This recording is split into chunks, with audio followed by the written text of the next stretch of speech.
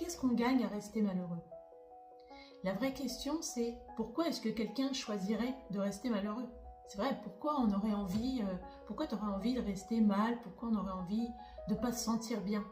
Personne ne choisit en réalité la souffrance. Personne ne veut être malheureux. Personne ne décide aujourd'hui je vais être malheureux. En fait, c'est notre cerveau et nos pensées, nos émotions qui nous y conduisent. Ce qu'il faut savoir, c'est qu'en fait, 99% des émotions et donc des décisions que nous prenons appartiennent à l'inconscient. Le cerveau humain est conçu pour nous protéger.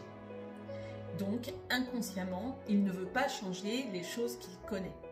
Vous connaissez votre malheur, on connaît notre malheur, on est bien dans cette situation, c'est un peu confortable, parce qu'en fait, si on voulait accéder au bonheur, ça nous mettrait peut-être en danger, quelque chose qu'on ne connaît pas, aller vers l'inconnu. C'est pour ça que beaucoup de personnes et beaucoup d'entre nous, nous préférons rester dans une situation inconfortable, mais au moins que l'on connaît, plutôt que d'aller vers peut-être un bonheur, mais qui peut être totalement effrayant en fait.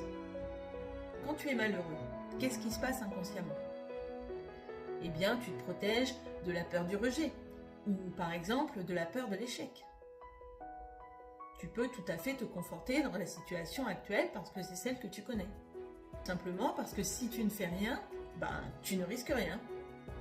Qu'est-ce qu'on cherche à faire inconsciemment? À recevoir plus d'attention, plus de compassion. Dans un état négatif, on sait qu'on va avoir plus d'écoute que si on est positif, n'est-ce pas? Nous pouvons de ce fait rester dans une zone de confort. Parce que changer demande de l'énergie et aussi du courage et parfois d'affronter nos peurs vraiment profondes. Et c'est pour ça que notre cerveau, étant là pour nous protéger, il préfère rester inactif et ne rien faire et nous conforter dans ces attitudes de malheur en fait. Quels sont les avantages cachés de notre malheur? De ne pas prendre de décisions difficiles, de devoir affronter nos peurs, de l'échec, du rejet des autres, la peur aussi d'être plus heureux et de tout perdre après, encore une fois peut-être, pour certains. Par exemple, imaginez quelqu'un qui soit malheureux dans son travail. S'il doit changer de travail, peut-être qu'il ne va pas y arriver. Et ça fait peur.